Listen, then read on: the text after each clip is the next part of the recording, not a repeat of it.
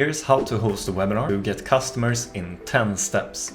Focused on SaaS, but applicable for all companies that want to host webinars to get customers. Let's get started. A webinar is an online event that allows attendees from anywhere in the world to join in, watch, engage, and learn around a specific topic. And a $100 million webinar is a webinar that is so good that it will get you new customers, and it makes existing customers pay you more.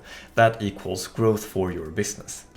And webinars can be an excellent way to grow your business and build trust with either prospects or existing customers. As we know, trust is essential, especially when dealing with larger deals. So this is why webinars has been a really key part of a lot of B2B SaaS companies, for example, and their strategies as well. And it's kind of fun to see that a lot of very modern, let's say AI first type of companies that pop up also utilize webinars in their growth strategies. For example, companies like Lovable and similar. And 3 benefits of why you should host webinars before jumping into the 10 steps is that it is a content machine. So you get a lot of benefits out of the live webinar, things like connecting with your audience, building a relationship, and being able to convert them in real time, learning more about them in, let's say, polls or chat or Q&A, and getting lead signals in that sense of prospects that might purchase your product. Well, but you also get content out of this, and this is content that you can put out on your SEO optimized blog, for example, where people can find it through AI search. You can also put it on YouTube for video SEO, just like this video, and you can put it on your website as a lead magnet with the webinar recording, and you can embed the video right there to make people find you and show that you have a resource section with some amazing and kind of proprietary content. It's also a relationship builder, and as we talked about, the webinars build trust. This is super key, and webinars are an interactive format if you do it right. This means that you can get and establish a relationship with a ton of customers at once. And as it is live and in the video format, just like people are now used to in, let's say, Twitch or YouTube lives, you build a relationship and you get authentic content. And this is something, especially in the age of AI, it's kind of bloated, honestly, and webinars can be a good way to kind of connect and get that relationship with a lot of customers at once. The third one is that it is a feedback loop with your ideal customer. This means that you can build out your website with an FAQ, and we see a lot of companies do this quite well, just fetching the Q&A after and building both follow-up emails with those questions in mind, also building out their help center and building out their knowledge graphs. You can also qualify and sort out leads by, for example, who clicked the CTA button that you activated throughout the webinar. And let's now jump into the 10 steps of how to host a webinar that will get you customers for your business. The first one is to choose the right webinar topic. So without a good webinar topic, no one will give your webinar a shot, no matter how much effort you put into it in terms of production. So make sure the topic will draw an audience and it will draw the right one. And creating a relevant topic for them is key. Here you can use, for example, I actually created a webinar topic generator, so it's free and you can use it. I'll put it in the description. But essentially, inviting guest speakers can be a great way to also find new good topics and make the topic interesting, and allow them to kind of help you spread the webinar a bit and get new signups. Also, you can use tools like Google Trends or SEMrush or, for example, LinkedIn to find relevant trends that are trending right now and can be good candidates for topics to talk about. Or by simply talking to your sales team or customer success team, if you're not doing that yourself, to find current big pain points in the industry. The second one is to choose a date and time where people will attend, and especially your target persona. So we see a lot of B2B companies hosting webinars, then you should probably host the webinar during midday. Whereas in B2C, a lot of people are busy throughout the day, then maybe place it in the evening time where people can attend. Also query a few of your customers if you're unsure when is a good time for them. You should also customize your branding. That's the third step. And here are some other examples of different webinar brandings that you can have depending on your brand, and really make sure that the webinar looks and feels professional. It's still okay to be making mistakes, just small hiccups here and there. It's always live, so that's completely fine, but make it look professional and and according to your brand, and people will remember and associate this content with your brand and recognize it on your website, etc. You can also create a webinar template to reuse your favorite designs. That's a big time saver when it comes to doubling up and scaling up your webinar efforts. And the webinar series is also a good idea here, as you can leverage the momentum you get from hosting one webinar as well. The fourth step is to create marketing content. Typically you would want to have some nice shareables in, for example, an HD format containing the title, speakers, and the date and time of the webinar. Some practical info like that, but also some graphics to make it pop, and obviously a nice teaser and a nice big title that draws attention from the right people. You can also go the extra mile and create a short teaser video with, for example, guest speakers that probably are quite active on social media, have their own networks, and maybe good on camera as well. So publish it on social media and get some organic reach that way. Also, you can create a video yourself. I did a short marketing video for a webinar we hosted ourselves. You can play on even memes and those sort of things if you're targeting, let's say, marketers at more modern companies. Fifth one is to send out the webinar invitations. Use the strong channels you're already playing. Let's say if you have a big newsletter, we recommend to plug your webinar there. If you or your company has a large following in LinkedIn, post the webinar there.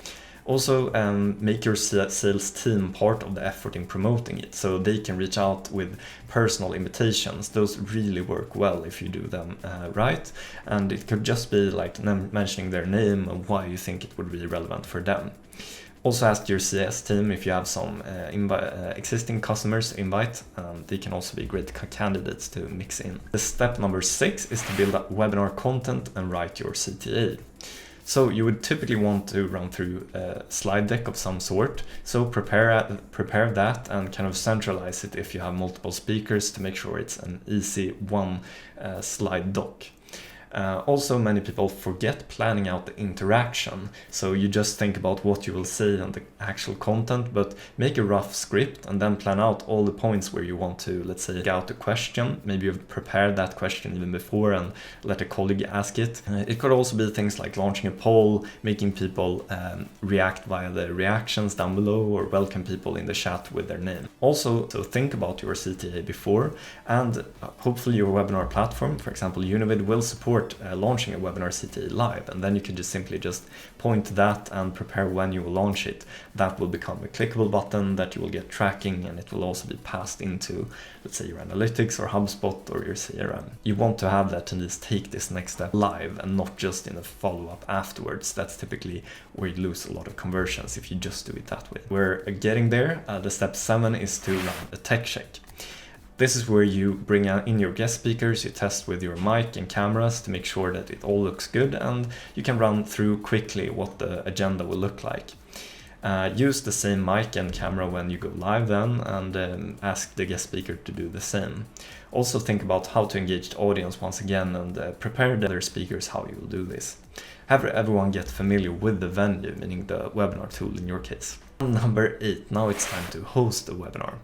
It's finally time to go live, and remember, people love transparency and everything not being perfect, and that's also kind of the cool thing about being live.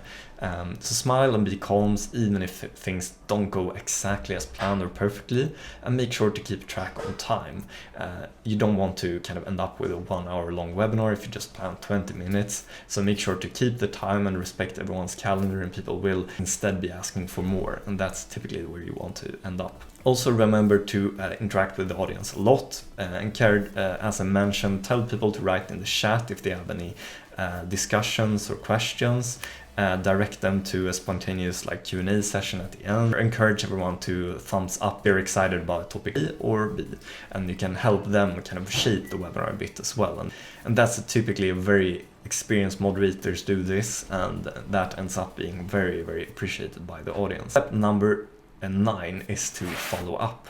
So here's where you have had your webinar, it's been a successful one, and we can follow up both through the no-shows, meaning the people that didn't attend. You would typically have always around maybe 30%, maybe up to 40% of no-shows. Make sure that you then target them with the on-demand video and a nice follow-up, and you will see a lot of attendees come in and watch the webinar right after. So don't think it's just a lost registrants. Also follow up to the people that did attend, maybe with a specific email to them as well.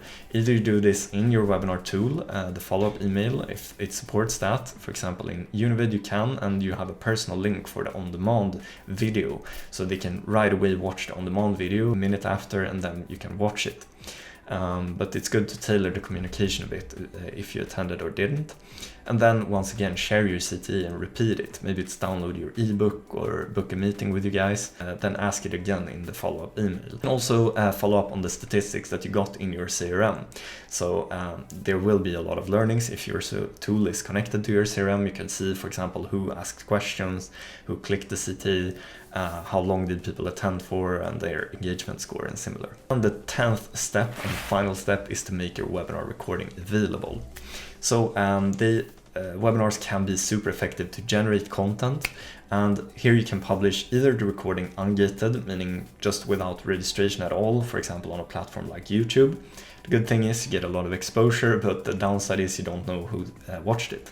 So if you work with high lead values, or where you really want to know who attended and watched and want to follow up a bit with them, which is usually the case for B2B, you would probably want to gate the content as well, or gate the content, and then you can simply put it on your website as an embedded video, and hopefully your webinar platform supports this, or you can just upload it in your webinar platform directly and work with it there. And then you would get statistics and know exactly who did what, and you could get triggers into, let's say, HubSpot or webhooks that you can take action on, and maybe send a follow-up email to those, or prompt your salespeople to reach out to them if they watched a long time or similar. I also put out a video on how to record a webinar and how to repurpose it, so giving some nice examples and ideas there. I've been part of founding the webinar platform Univid. It's a webinar platform to create engaging webinars in 60 seconds. Thank you so much for watching. This was a short video on how to create a webinar that really gets you customers and doing it in 10 clear steps. And this is based on seeing thousands and being part of thousands of webinars behind the scenes. So hopefully this was really good tips that you can bring with you and create some amazing webinars that will generate pipeline and give you growth for your B2B SaaS or company. See you in the next one. Ciao.